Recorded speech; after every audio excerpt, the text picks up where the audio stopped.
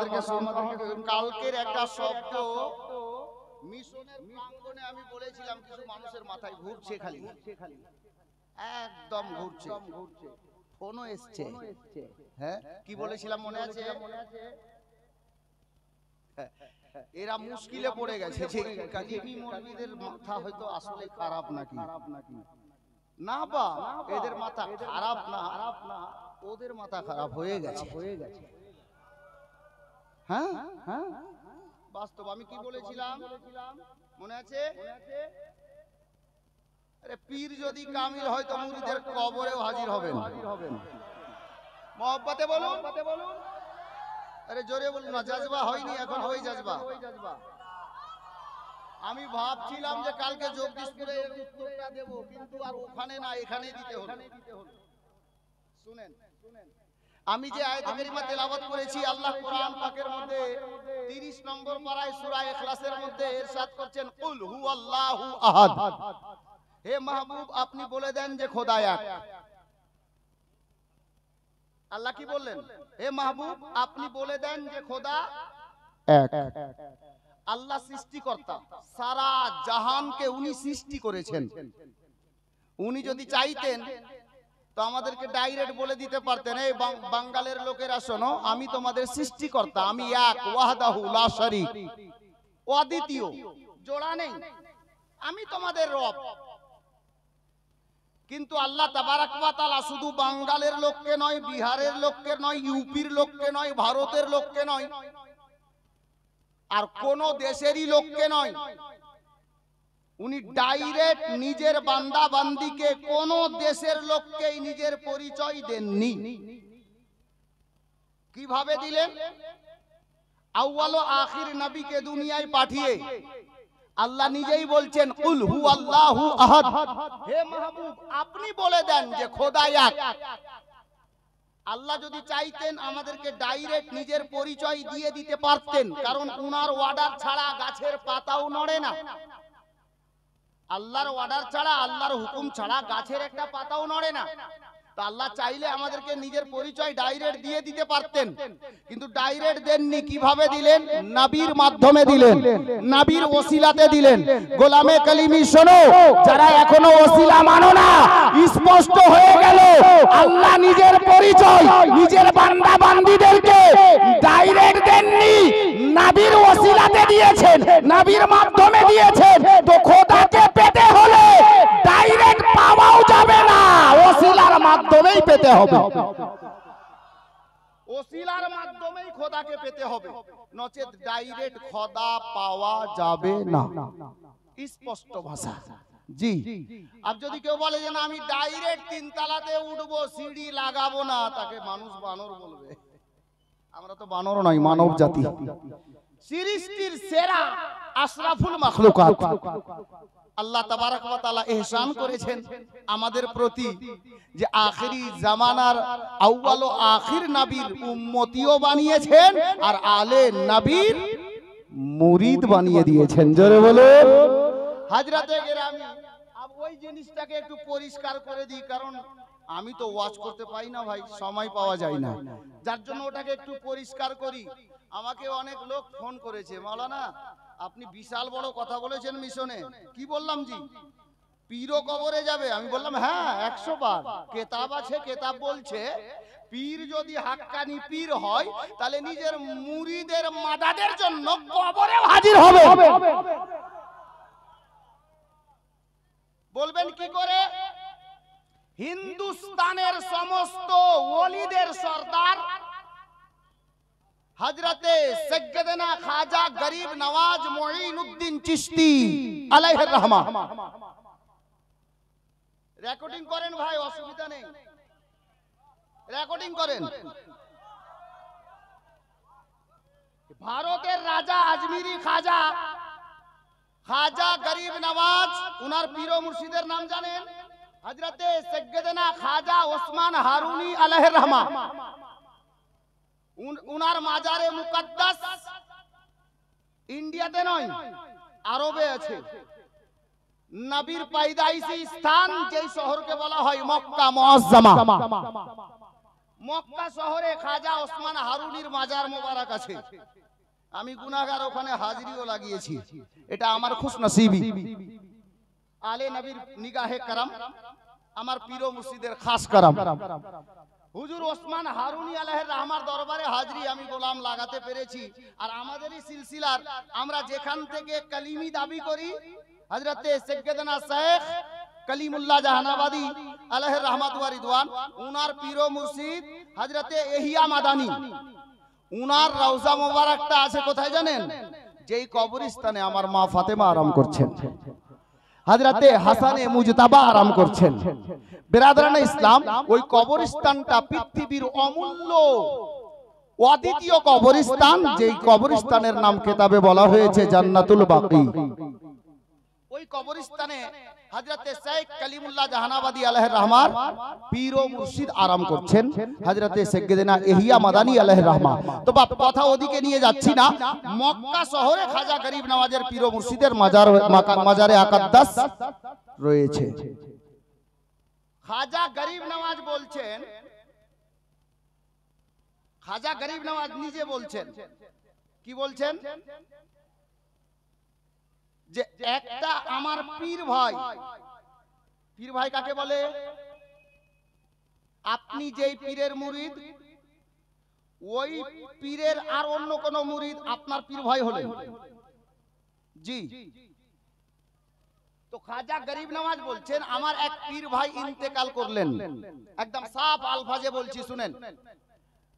হিন্দুস্তানের রাজা বলছেন যে আমার পীর ভাই যখন ইন্তেকাল করলেন, উনার জানাজাতে আমিও হাজির হলাম, আমার পীর ও মুর্শিদও হাজির হলেন। আব ওই জানাজায় হাজির হওয়ার পরে জানাজা হলো, উনাকে কবরে দাফন করে দেওয়া হলো। একের পর এক যত পীর ভাই ছিল মাটি দেওয়ার পর, দোয়া খায়ের হয়ে যাওয়ার পর সবাই বেরিয়ে চলে গেলেন। খাজা গরিব নওয়াজ বলছেন, পীর ভাই তো আমার, নিসবত পীর ও মুর্শিদের তরফ থেকে, যার জন্য সবাই তো চলেই গেল। আমি মঈনুদ্দিন হাসান ওই পীর ভাইয়ের কবরের কাছে কিছুক্ষণের জন্য দাঁড়িয়ে গেলাম, কিছুক্ষণের জন্য দাঁড়িয়ে গেলাম। দাঁড়িয়ে যাওয়ার পর আমি মঈনুদ্দিন হাসান মোরাকাবা করলাম। তো মোরাকাবা করার পর আমি ওই কবরের পাশে উপরে দাঁড়িয়ে দেখছি যে ওই কবরের মধ্যে আমার পীর ভাইকে যে রেখে দাফন করে দেওয়া হয়েছে, ওই পীর ভাইয়ের নিকটে কবরের প্রশ্নকারী ফেরেশতা মুনকার নাকির হাজির হয়ে গেল। বলা যাবে না সুবহানাল্লাহ? আরে সিলসিলায়ে চিশতিয়ার গোলাম, সিলসিলায়ে চিশতিয়ার মেন বুজরুগ কবরস্থানে কবরে মৃত্যু ব্যক্তি আরাম করছেন, ওকে দাফন করার পর কবরের উপর থেকে দাঁড়িয়ে দেখছেন। এখানে বলা যাবে না, কতটুকু বুঝছেন খোদা জানে। খাজা গরিব নওয়াজ বলছেন, আমি দেখছি সওয়ালকারী প্রশ্নকারী ফেরেশতা হাজির হয়ে গেল। আর যেমনই ওই পীর ভাইকে প্রশ্ন করতে যাবে মুনকার নাকির, তো আমি মঈনুদ্দিন হাসান দেখতে পাচ্ছি ওই কবরের মধ্যে আমার পীর হযরতে খাজা ওসমান হারুনি, এই মৃত্যু ব্যক্তির পীর, উনি মুহূর্তের মধ্যে হাজির হয়ে গেলেন।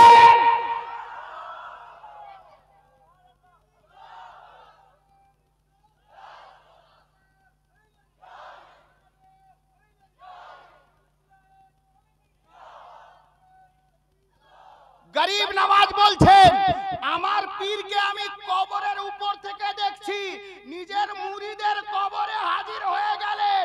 হাজির হয়ে চুপ করে দাঁড়াচ্ছে না, উনি বলছেন সওয়ালকারী ফেরেশতাকে, এই সওয়ালকারী দাঁড়িয়ে যাও, এটা আমার মুরিদ আছে, একে সওয়াল করিও না।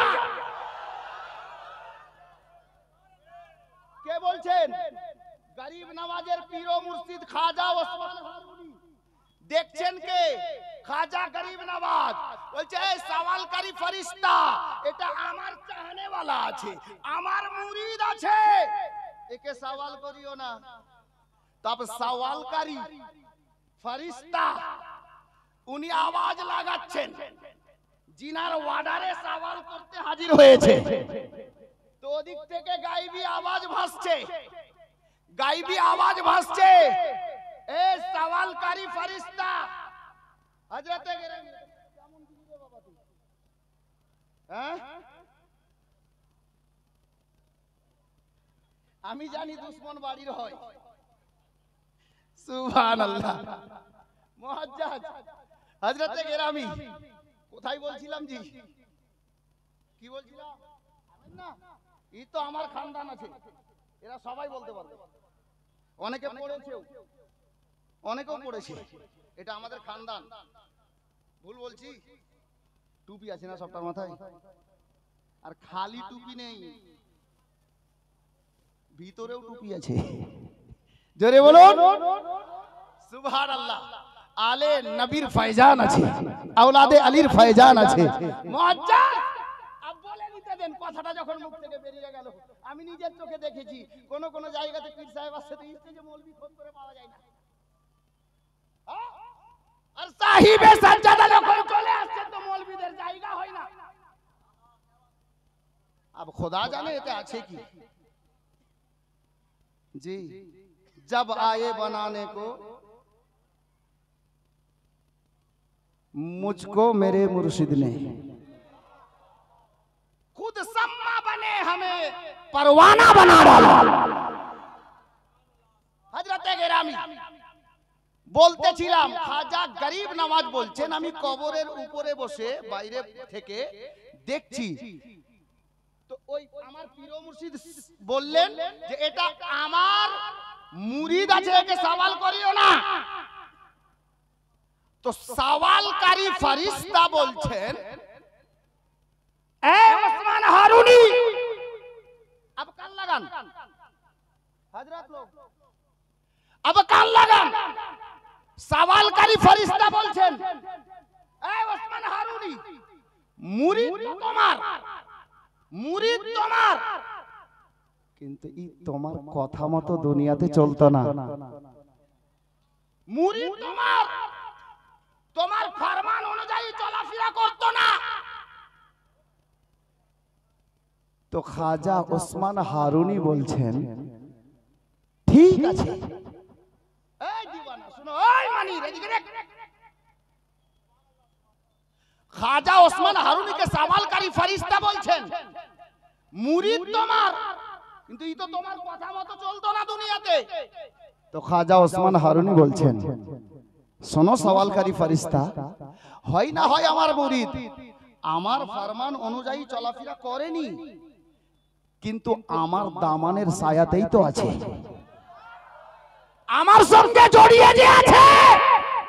যেমনই খাজা ওসমান হারুনির এই আলফাজ বেরোলো, তো গায়েব থেকে আওয়াজ ভাসতে লাগলো কবরের মধ্যে, এই সওয়ালকারী ফেরেশতা শোনো, এই ওসমান হারুনির মুরিদকে আর প্রশ্ন করিও না, কারণ প্রত্যেক মুরিদকে আমি খোদা তার মুর্শিদের হাওয়ালা করে দিয়েছি। এখানে নারা লাগা দরকার, এখানে লাগলো না।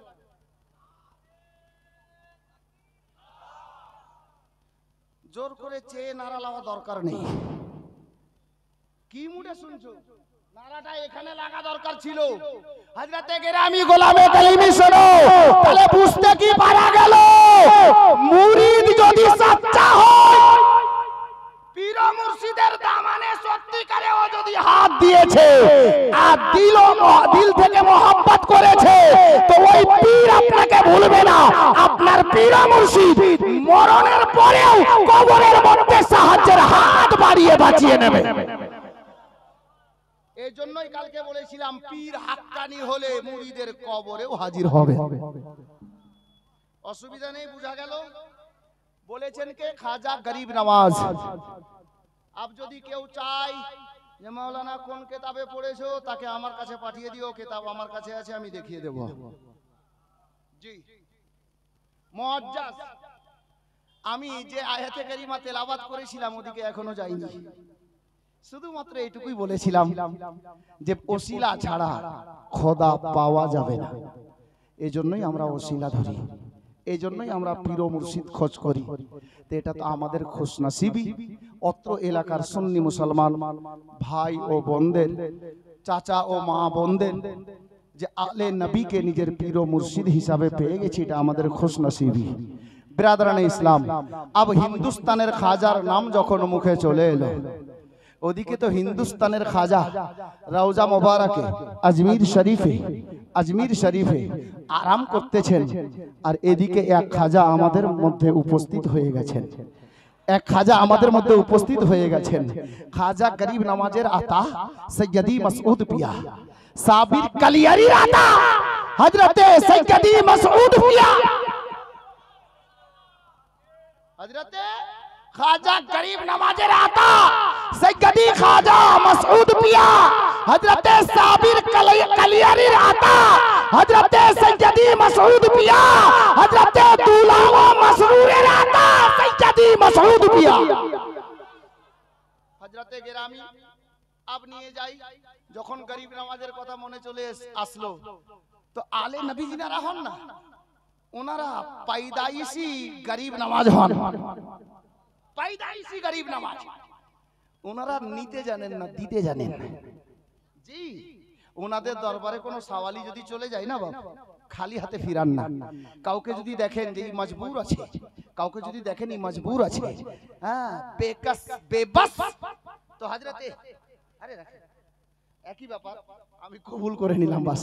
হযরতে গেরামি মুআজ্জাজ মুহতারাম, তো আলে নবীর ওই জাতে গেরামি ওনারা দেখে সইতে পারেন না বাবা, সাহায্যের হাত বাড়িয়ে দেন যে আমার চাহনেওয়ালা, ওনার মুসিবত, ওনার পরেশানি যেন দূর হয়ে যায়।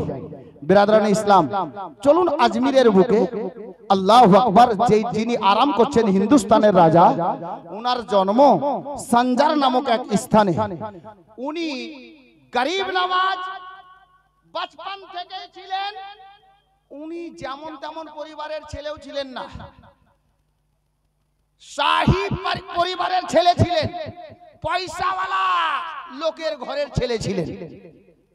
সৈয়দ গিয়াসউদ্দিন আলাইহির রহমা ওনার আব্বাজান বিশাল বড় পয়সাওয়ালা লোক ছিলেন, দানি ব্যক্তি ছিলেন।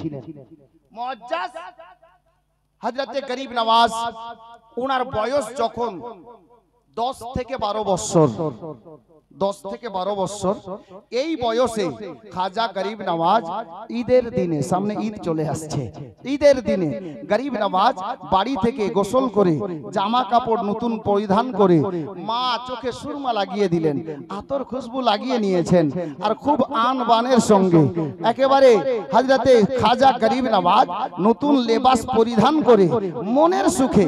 আর গরিব নওয়াজ বলে তো নয়, যদি ফকিরও হয় তাহলে ঈদের দিনে খুশি মানায়, গরিবও হয় ঈদের দিনে খুশি মানায়, মিসকিনও হয় তো ঈদের দিনে খুশি মানায়। আল্লাহু আকবার, ছোট বড় ছেলে মেয়ে সবাই খুশিতে মেতে থাকে। কেন? ঈদ মানেই তো খুশি, ঈদ মানেই তো খুশি। আব গরিব নওয়াজ বেরোচ্ছেন, রাস্তা ধরে যাচ্ছেন ঈদগাহায়, 10 থেকে 12 বছর বয়স, কিতাব লেখক লিখছেন। উনি যাচ্ছেন ঈদের নামাজ পড়তে।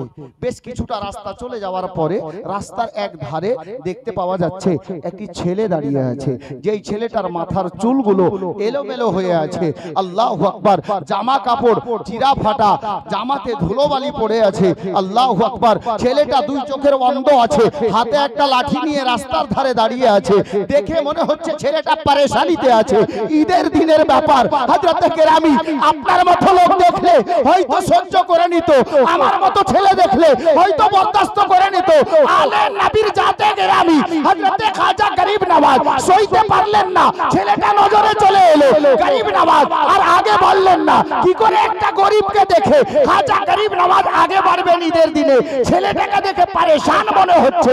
গরিব নওয়াজ ওখানেই দাঁড়িয়ে গেলেন, দেখছেন ছেলেটা পরেশানির মধ্যে আছে। হযরত গরিব নওয়াজ নিজেই আগে বাড়লেন। আগে বাড়ার পর গরিব নওয়াজ ওই ছেলেটার সামনে গিয়ে দাঁড়ালেন। এই আল্লাহর বান্দা, বলো তো আজকে ঈদের দিনে তোমাকে দেখে পরেশানি মনে হচ্ছে, তুমি কি নতুন জামা পরবে না? গোসল কি করবে না? চুলে কি চিরুনি লাগাবে না? আতর খুশবু কি ব্যবহার করবে না? ঈদগাহার ময়দানে কি যাবে না? তো তো গরিব নওয়াজ জিজ্ঞাসা যেমনই করেছেন, ছেলেটা তো অন্ধ, যাকে কিতাবের ভাষায় নাবিনা বলা হয়, অন্ধ ছেলে, দুই চোখের কানা ছেলে, হাতে একটা লাঠি নিয়ে দাঁড়িয়ে ছিল। ওই লোকটা বলছে, ওগো আল্লাহর বান্দা, আমি কি জানতে পারি আমাকে জিজ্ঞাসা করনে वाला, আমার দুঃখ জিজ্ঞাসা করনে वाला আপনি কে আছেন? হযরতে গেরামি উনি বলতে লাগলেন, এই বান্দায়ে খোদা, এই খোদার বান্দা, আমার মা আমার নাম আদর করে রেখেছেন হাসান, আদর করে নাম রেখেছেন হাসান, আমি মঈনুদ্দিন হাসান বলছি। আল্লাহু আকবার। যেমনই নামটা শোনা ছিল, ছেলে নাবিনা বটে ছিল, অন্ধ বটে ছিল, হযরতে গরিব নওয়াজের নাম শোনা মাত্রই ছেলেটা চোখ ভরে পানি এসেছে, আর কাঁদছেন আর বলছেন, ওগো আলে নবী, ওগো আওলাদে আলী, আমি এখানে সকাল থেকে দাঁড়িয়ে, আমাকে আমার দুঃখ জিজ্ঞেস করার মতো কোন লোক এগিয়ে আসেনি।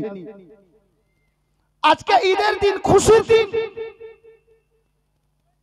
ঈদের নামাজ পড়তে আমারও যাওয়ার শখ আছে, নতুন জামা পরার আমারও শখ আছে, মাথায় চিরুনি কেউ করে দেবে আমারও শখ আছে, আমার হাতটি ধরে ঈদগাহের ময়দানে কেউ যাবে নিয়ে এটা আমারও শখ আছে।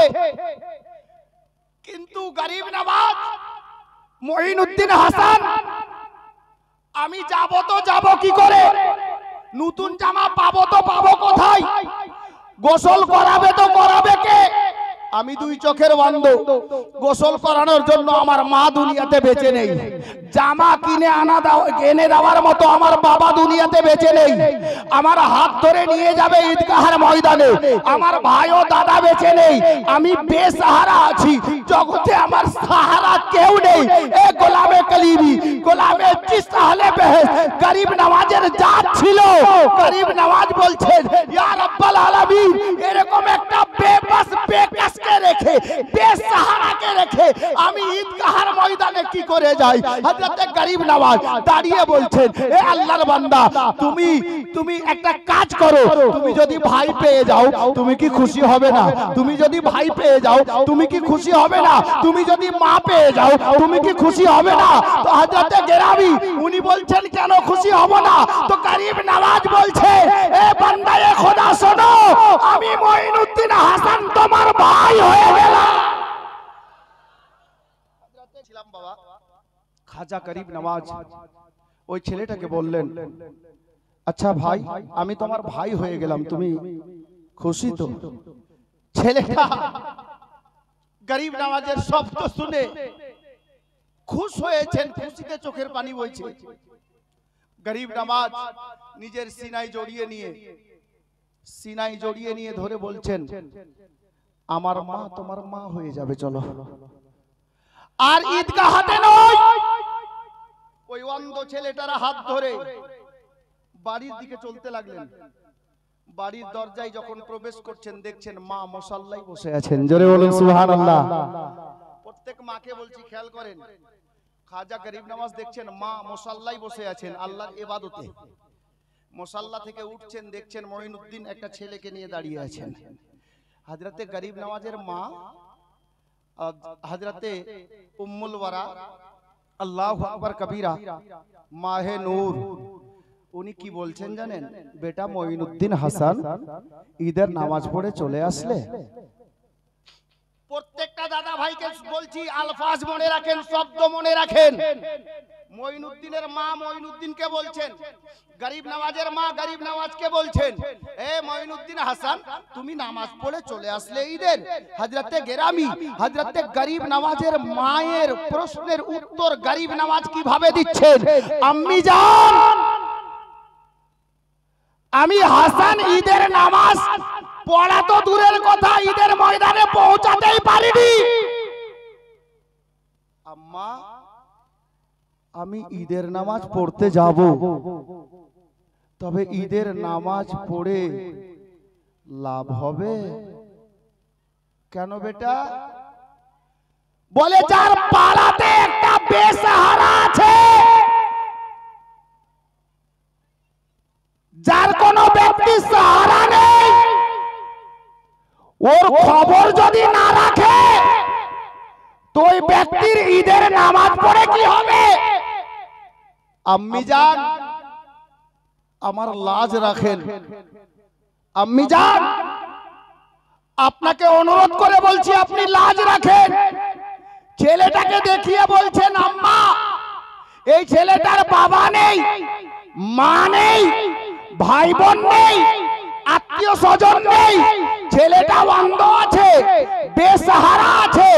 আমি মঈনুদ্দিন হাসান তাকে কথা দিয়েছি আমি হাসান তোমার ভাই হয়ে গেলাম আর বাড়িতে চলো আমার মা তোমার মা হয়ে যাবে। আম্মা আমার লাজ রেখে নেন। তো গরিব নওয়াজের মা বলছেন এ বেটা হাসান শোনো, আমি তো ওই নবীর শাহজাদি আছি যেই নবী দুশমনকেও গলায় লাগিয়েছে। তুমি আমার মঈনুদ্দিন যখন অন্ধকে নিজের ভাই বানিয়েছো, আমি তোমার মা কথা দিলাম আমি তার মা হয়ে গেলাম। ছেলেটা খুশ হয়ে গেল, ছেলেটা খুশ হয়ে গেল। হযরতে গরিব নওয়াজের আম্মি জান ওই ছেলেকে গোসল করিয়ে মাথায় চিরুনি করে দিয়ে নতুন জামা পরিয়ে দিলেন। হযরতে খাজা গরিব নওয়াজ মঈনুদ্দিন হাসান অন্ধ ছেলের হাত ধরে নিজের ভাইয়ের মতো করে ঈদগাহের ময়দানে ঈদের নামাজ পড়তে গেলেন। জোরে বলুন ইনি হলেন গরিব নওয়াজ, ইনি হলেন গরিব নওয়াজ। আর ওই গরিব নওয়াজেরই औलाद খাজা মাসউদ মিল্লাত, गरीब नवाजेरी औलाद अताए खाजा गरीब नवाज हजरत सैयदना सरकार मसऊद मियां कलीमी मद्दजिल्लाहु नूरानी।